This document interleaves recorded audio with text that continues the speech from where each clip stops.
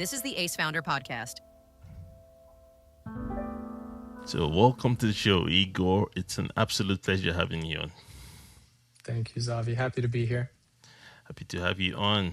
Happy to have a finance guy on the show, because finance is super important, especially when you're running a business. And we're going to be diving into some really cool topics today, especially in AI. So interesting aspect of finance right there. So, well, like I always like to let my guests introduce themselves, because like I always say, you're going to do a way better job at it than I do. So could you tell us a little bit more about you and about the work you do? Yeah, so my name is Igor Tutelman. I'm a CPA. I go by not your father's accountant just because of the way that we do things. And my story and how I came into this world is a little bit non-traditional. But what we do on a day-to-day is we work with small business owners and startups, and we step in when the business model works, but the financials don't follow suit. So we're a fractional finance team that helps with managing accounting, to tax, to bill pay, invoicing, sales tax, to advisory work, where we're looking at the bigger picture, trying to plan for 10 years down the road, for exit, for transition to the next generation of entrepreneurs. So that's what we do on a day-to-day, and that's the team that I lead. Love it. You said something there that stuck out. You said when the business model works, but the finance doesn't. What does that mean, actually? That means that you're making money, but you don't know how much money you're making, or you don't know how to plan around the money that's in the bank. The term that I use for this type of entrepreneur is a bank balance berry, which basically means that they check their bank balance every day, every week, every month. And if the number went up, awesome. If the number went down, oh no, we'll do better next time. I see. So you want to make sure that you're actually profitable and not having just the money in the bank, basically. Yeah. Exactly. Profitable and working towards your goals, whatever those are. Love it. I'm always curious, how did the name IOTA Finance come about? What's the story behind it? Yeah, so IOTA is a Greek symbol that stands for, at least mathematically, the smallest amount. So, we work with small businesses, we work with startups. They're small, but they're mighty because, every iota matters. Makes sense. And a lot of people, some of my guests tend to focus on bigger companies, but I always appreciate the guys that actually focus on startups, because of, we could use some help down here. So, and any solution there is much, appreciated.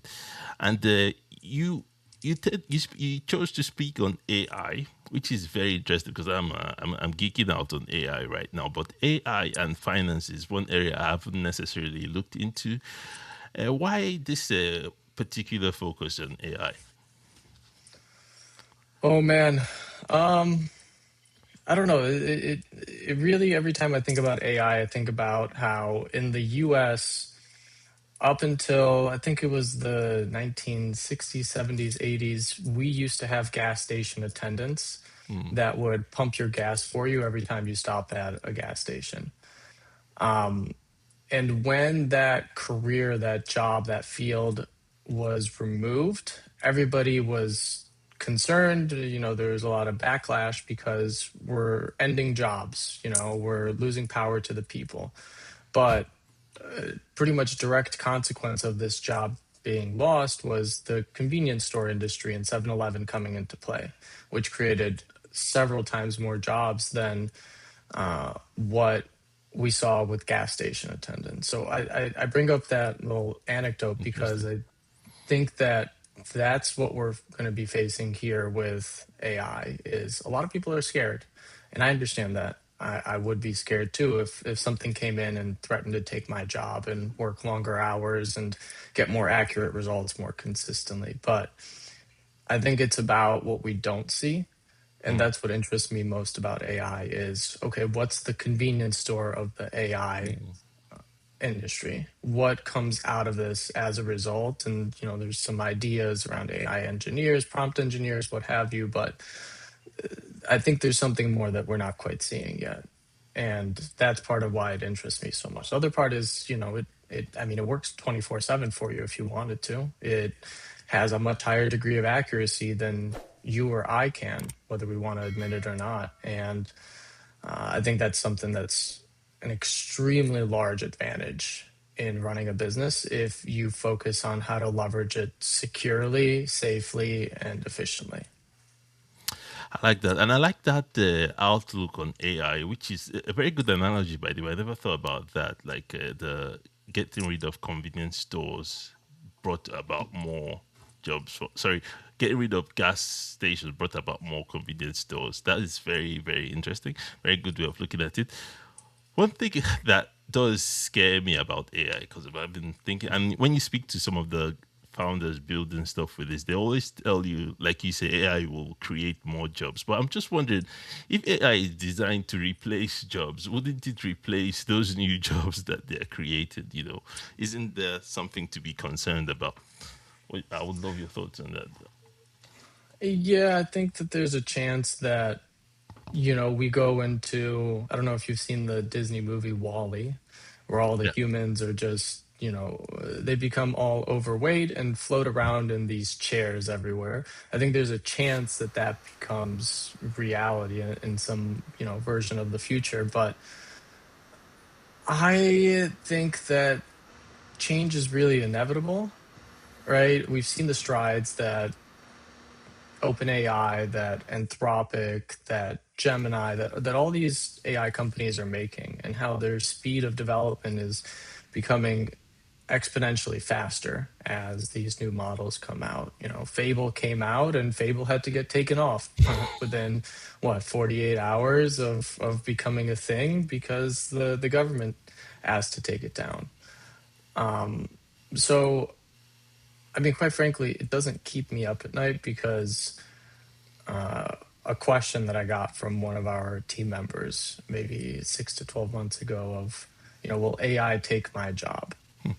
And I like to be pretty transparent and blunt with everyone that we work with. And I told them, no, AI is not going to take your job, but somebody who knows, How to? works with, and appreciates AI might.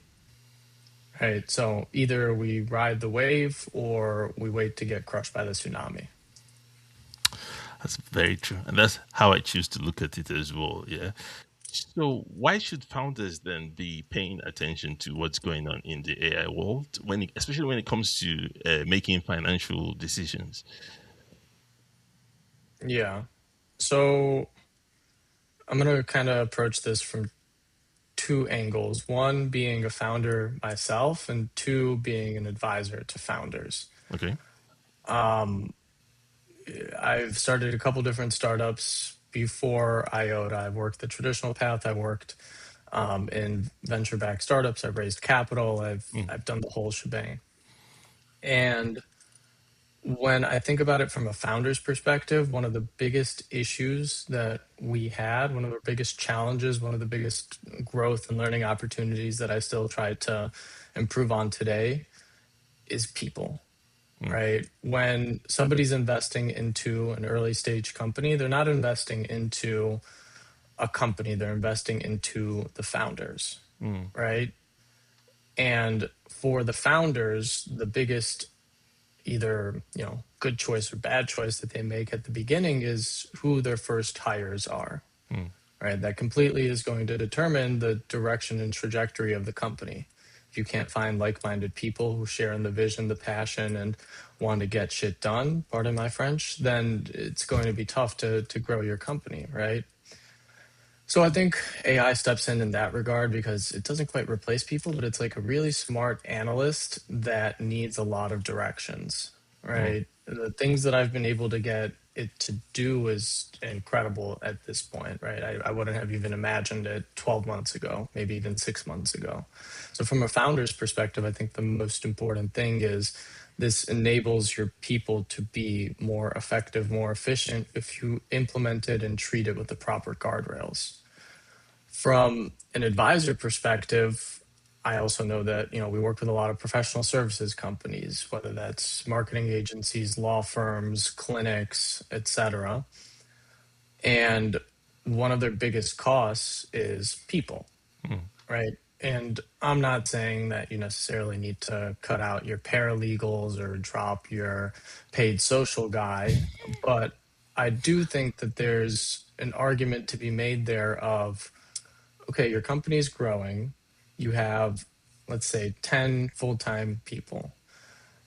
And you know that with every, 5 clients you bring on, you need another one person.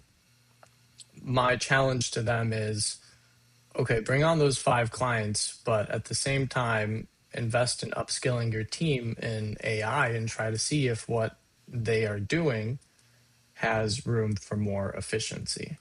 Try to Mm. see if you can squeeze in those additional 5 clients without an additional hire, Mm. right? And yeah, that might cost you $20,000, $30,000 in Claude credits, tokens, but that, let's say that additional hire is going to cost you 70 plus benefits and onboarding and ramp up and et cetera, right? So where do you spend your money? Where do you invest your efforts?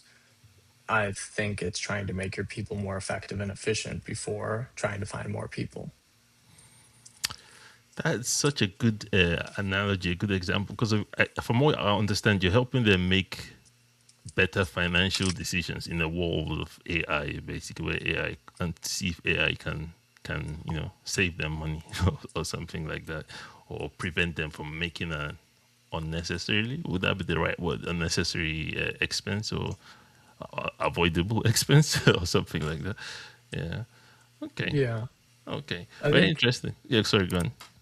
I was just going to say, I think for me, it's less about, let's focus on AI with our clients during our discussions. It's more about, hey, this is new, this is big, this is growing.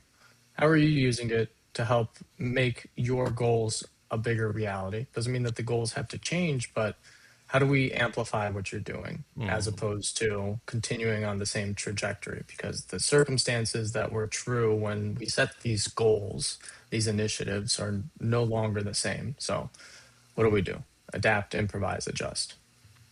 Very, very interesting. Very interesting. And I can see how powerful that is because all this is still new for a lot of people. And navigating this world, you're going to need somebody to help you, point you in the right direction or even make such decisions. So, very, very interesting. Speaking of, is there or are there any tools then that you recommend when you work with founders? Are there any tools you're finding? I mean, you've talked about Claude a little bit. I'll be curious to see how Claude could help financially. But are there any other tools that you recommend? Oh man, depends on what you're using. So we use three primarily. Okay. Um, ChatGPT, which just, standard. I think that chat is best in communications Mm. and kind of being more of that conversational AI than anything else. Perplexity, which we use for deeper research work. Mm. It's a little bit more thorough. It provides better citations. It helps us with advising on decisions and getting, the preliminary background knowledge that we need around, let's say we're looking at a tax code issue with revenue recognition. It helps us understand better the context, the situation before going into some of the more strategy work. And then Claude has been my favorite over the last, I don't know, couple of months now. But that's more for its agentic capabilities. Mm. That's really been wowing me a lot in seeing that it's like what I said earlier, that really smart analyst that just needs a lot of guardrails. The things that we've been able to do with Claude are, quite frankly, insane compared to what I thought we'd be able to do 6 months ago, even. So that one's been incredibly powerful from sometimes it's in executing work that's low risk and still needs to get done. Um, but it's really good. And what I've seen it be really effective at is project management Mm. in helping us plan out larger engagements or complex onboardings, wind downs, dissolutions, et cetera. It's been a PM for us to some degree. But those are really the three that I'm that I'm most bullish on today is chat for communication, perplexity for research, and Claude for execution. Very interesting. And I noticed that as well. There's no what there's I guess that's capitalism for you, but there's no one tool fits all kind of thing at this stage. I find that I need to use all three, at least three different chatbots at the moment. Like I don't know if you use Gemini at the moment, but I'm yeah, a little bit. But I'm It's good for finding Google Docs. oh yeah, Google. It's cool what some of the stuff it does with Google Docs, but I'm finding Claude is. Do I want to say smarter than all of them in what it does? Sometimes Gemini does too much hallucination, and it's just dependent. More, you can tell it's more dependent on the previous chat that comes before it. It's not as um, I don't even want to use intelligent, but this is crazy that because I know they're not intelligent, they're just but Claude is. I'm finding it's closer to It's most intelligence than intuitive. yeah, yeah, Yeah, yeah, it yeah, connects the dots better. yeah, yeah. That's very interesting. And speaking of Fable 4, I'm glad you brought that up because I was reading to that if you use it now, they'll tell you. I don't know if it's available in US still, but over here, oh, it's not available in the US. Yeah. Nope, not anymore. Ooh, what is going on over there? Because I was hoping to ask a US person that's using it how it's been for them, but over here we can't use it, and apparently the US government has a export control or something like that. Hmm. What are your thoughts around that? Do you think there's anything sinister behind that, or is it because of it's just this very powerful thing that they don't want to? I think it's, there's a perspective on AI that we go into whatever Terminator or some equivalent of an apocalypse where the robots take over. And I don't know if you remember, but Anthropic came out with a statement. I don't know, it was probably a couple days ago, maybe a week, saying that our models are getting closer and closer to AGI, and we finally gotten to the point where we're at a self-improving mechanism where the model can improve itself. And it came out with this, warning a day or two away from this announcement saying, hey, we're starting to move faster than we'd like. If all the AI companies jump on board and pump the brakes a little bit, we will Jeez. too. Right. So I don't think Fable is innately sinister. I think that it is incredibly powerful tool. I only got to use it a little bit before it went offline.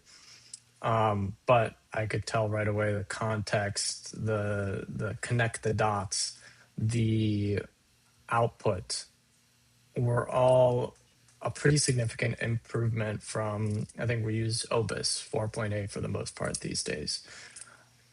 And that to me was kind of like it was a light switch of we've hit a point of mass velocity. I don't think Hmm. it's sinister. I think the capitalism will work as capitalism always does, which is, I think a lot of the stock market is hanging by the thread on the progress of chip makers, of Hmm. AI companies, of this AI boom or bubble, whatever you consider it. And as long as that's the case, they're going to keep raising funding. They're going to keep investing into new models. They're going to keep growing. And they're getting to a point where also they don't need to invest or they don't need to raise as much Hmm. capital now that they are revenue generating and selling subscriptions. And so I don't think it's sinister. I think it is a natural part of the development. If you don't want to know what's in Pandora's box, don't open it. Don't know. But we've already peaked the lid, and I don't think there's any going back at this point. There's no going, but you're spot on. And especially once people start seeing valuations and money, that's the end of that. There's no going back from that. Oh, geez, that is crazy. I was watching a video today on Twitter of what one guy created with Fable. He created like this presentation of the solar system, and apparently just by typing a prompt, and it's this close to 5 minute video of an explanation, and I was blown away, man. This is crazy. Like, you don't even need to create content anymore. Like, for real, this is crazy. But interesting times ahead, man. Very, very interesting times. When it comes to financial decisions, though, like that is something very, very critical. That's something I'll be wary about handing over to AI. But I'm curious, what are your thoughts around founders using AI? Maybe going into chat to make some financial decisions. What would you say about that? Oh, that's the $1 million question I try to answer every single day. Because it can do way more than we do with it, but we have concerns about security, privacy, and accuracy, right? So it cannot replace a decision maker. It can, I mean, I think of it as like a very, very powerful analyst, a very, very powerful executive assistant. Think of it as like you just got the executive assistant of Bill Gates, probably one of the most intelligent executive assistants, well connected, just figures stuff out, it gets paid well, right? It's like this. You got access to this, and in my eyes, it's foolish not to use it, Mm. right? I'm not saying, I think I was talking with some friends the other day, and they mentioned, I think AI is making me dumber, and we talked about it, and uh, I get where they're coming from. I also think to some degree I'm a little bit dumber from AI, but not because I'm losing knowledge or becoming lazy, but because the part of my brain that had to work before doesn't have to work as much, right? Figuring out like the understanding of a basic situation, your prefrontal cortex, right? Your logic center of your brain, it doesn't have to focus on gathering information as much as it has to focus on making decisions. So you're worse at gathering information, but you're better at decision making if you use it properly.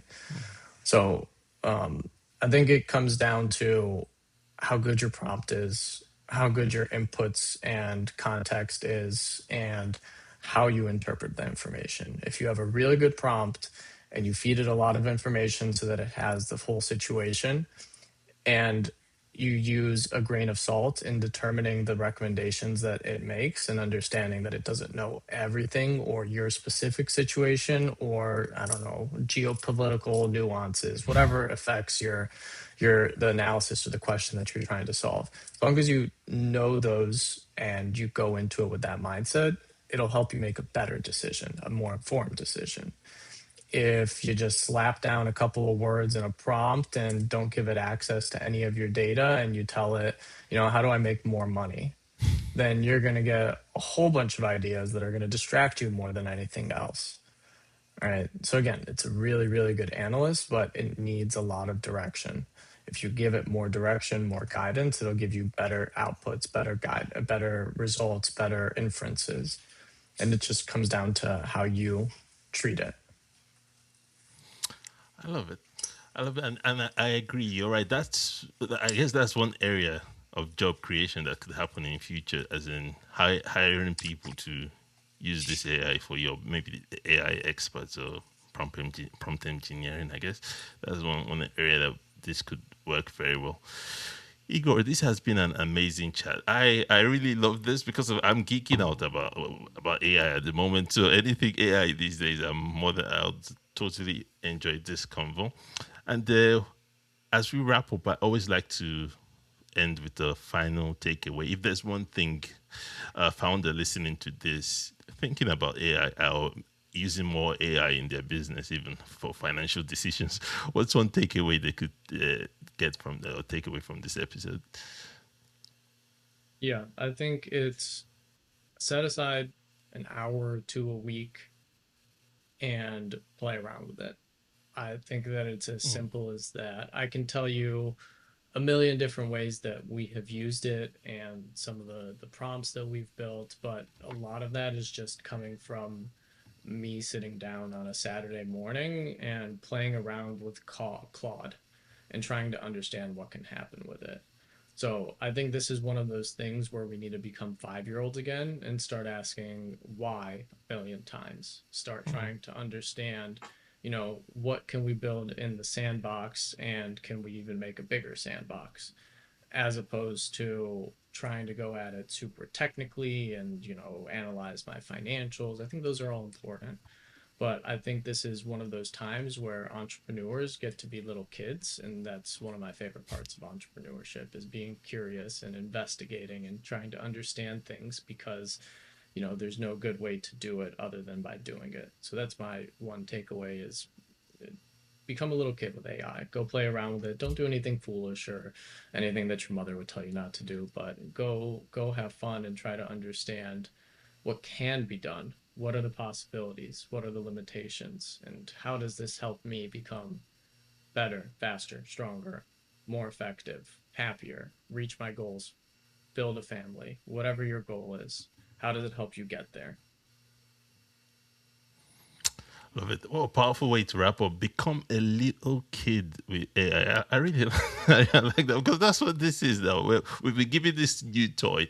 So figure out how to use it and how to, implement it, how to integrate it into your business. So yeah, love it. This has been wonderful, Igor. Where can our viewers go learn more about you, possibly work with you? What's the best way for them to do that? Yeah, if you want to follow me, go on LinkedIn and look for Igor Tutelman. Promise you, there's not a lot of them to search through.